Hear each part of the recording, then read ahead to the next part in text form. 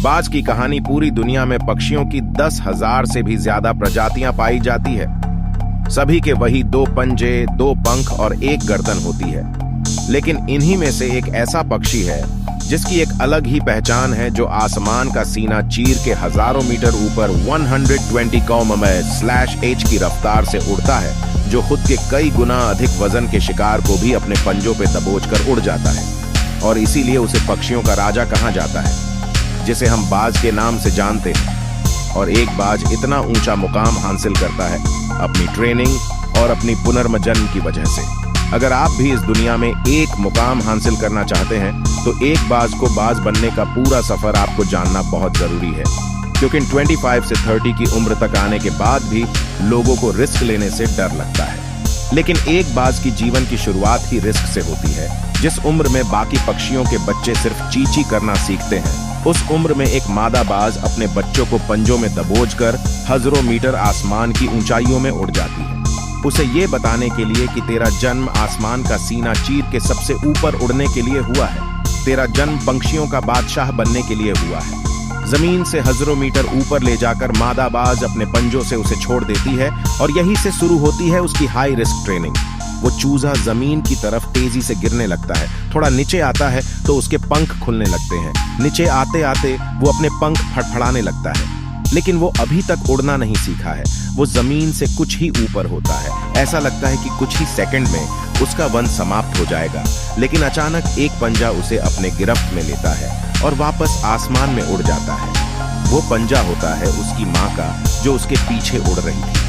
उसकी ये ट्रेनिंग तब तक चलती रहती है जब तक वो उड़ना नहीं सीख जाता है। इतनी हाई रिस्क ट्रेनिंग होने के बाद इस दुनिया को एक बाज मिलता है।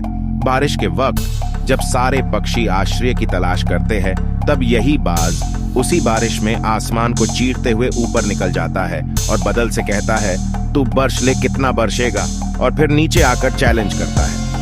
एक बाज की उम्र लगभग 70 साल होती है। जब वह 40 साल का होता है, तब एक परेशानी उसकी जिंदगी में मौत बनकर आती है, जो आपकी परेशानियों की तुलना में बहुत बड़ाड़ी होती है, क्योंकि 40 साल की उम्र में बाज की चोंच इतनी मुड़ जाती है कि उसे शिकार निगलने में बहुत परेशानी होती है।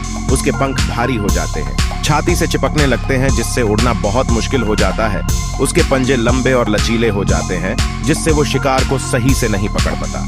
अब उस बाज के पास सिर्फ 3 रास्ते होते हैं। 1, वो अपने शरीर त्याग सकता है। 2, गिद्ध की तरह छोड़े हुए भोजन पर निर्भर हो जाए। और 3, सबसे कठिन और पीड़ादायक रास्ता अपने आप को पुनः स्थापित का, फिर से आसमान का सीना चीर कर उड़ने का। और वो इसी तीसरे रास्ते को चुनता है और अपने पास के सबसे ऊंची चोटी पे पहुंच जाता है। वहां पर अपना घोंसला बनाता है और फिर शुरू होता है परेशानियों को जड़ से उखाड़ कर आसमान में उड़ने का सफर। वह अपनी चोंच को एक चट्टान पर मार मार कर तोड़ देता है, लहूलुहान हो जाता है और इंतजार करता है नई चोंच के आने का। उसके बाद अपनी नई चोंच से अपने पंजों को काट देता है और फिर इंतजार करता है नए पंजों के उगाने का। उसके बाद वह अपने एक एक पंख को अपने शरीर से अलग करता है और फिर इंतजार करता है नए पंख उगाने का। और इस प्रक्रिया में उसे समय लगता है पूरे 5 महीने का। इन 5 महीनों के कड़ी तपस्या से एक बाज का पुनः जन्म होता है। वो फिर से तैयार हो जाता है आसमान का सीना चीर कर उड़ने के लिए।